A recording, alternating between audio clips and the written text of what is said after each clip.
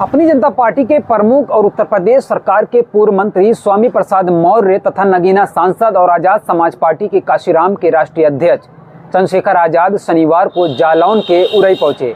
यहां उन्होंने पत्रकार नीरज पटेल के पिता के निधन पर एक आयोजित श्रद्धांजलि सभा में भाग लिया। इस शोक सभा में स्वामी प्रसाद मौर्य और चंद्रशेखर आजाद ने दिवंगत आत्मा की शांति के लिए प्रार्थना की और परिवार को धैर्य बनाए रखने की भी सलाह दी। सभा के दौरान दोनों नेताओं ने समाज में प्रचलित कुरीतियों पर भी अपने विचार रखे।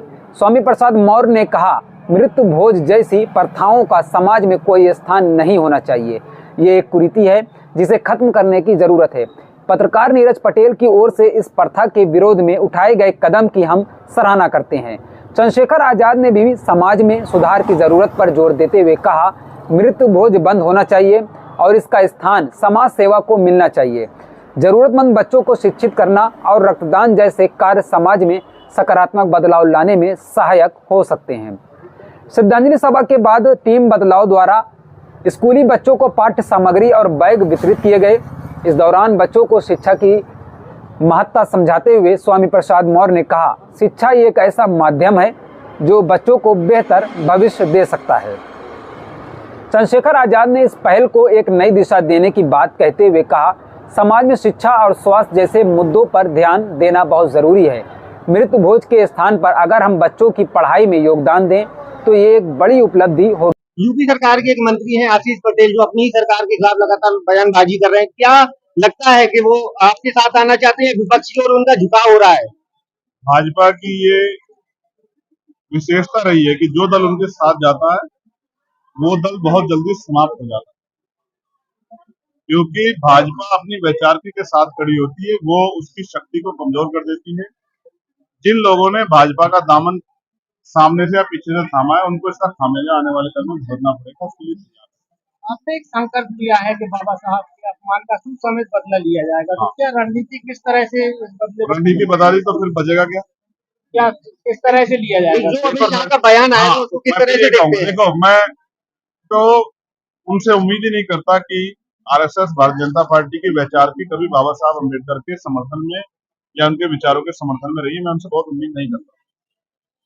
आप इस तरह समझिए कि कोई कहे कि रसगुल्ला खट्टा हो सकता है तो ये अपवाद हो सकता है, क्योंकि रसगुल्ले का अपना एक टेस्ट है,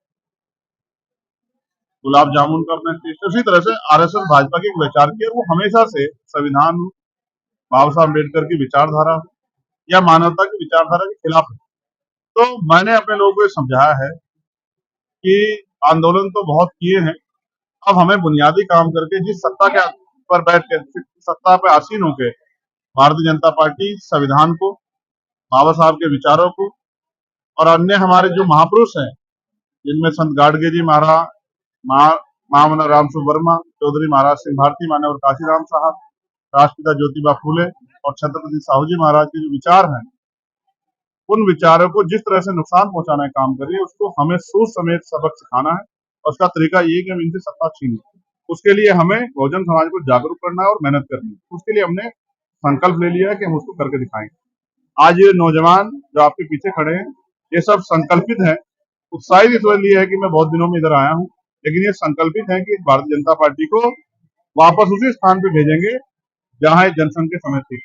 2027 में आजाद समाज पार्टी गठबंधन चुनाव लड़ेगी या खुद चुनाव लड़ेगी? मैं मीडिया के सवालों की दाद देता हूँ। 2027 बहुत दूर है, उससे पहले जिला पंचायत चुनाव है। आज के प्रोग्राम की गरिमा को समझे, चुनाव की बात में आपसे बहुत हमेशा बाद में भी कभी कर लूंगा।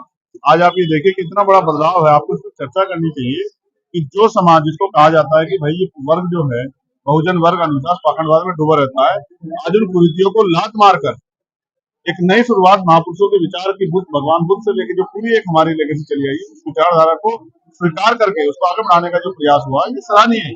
इसका जनता को स्वागत करना चाहिए और इसी तरह से दुख और सुख के अवसर में अपने महापुरुषों के रास्ते में चलना चाहिए। ये खबर आपको कैसी लगी कमेंट बॉक्स में जरूर बताएं।